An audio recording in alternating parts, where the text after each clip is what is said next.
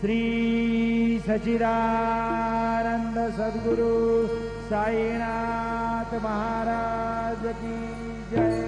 ओवाळू आरती माझा सद्गुरुनाथा, माझा साईनाथा, पाचा हे तत्वांचा देवला विलाता, निर्गुणाची स्थिती जैसे आकारा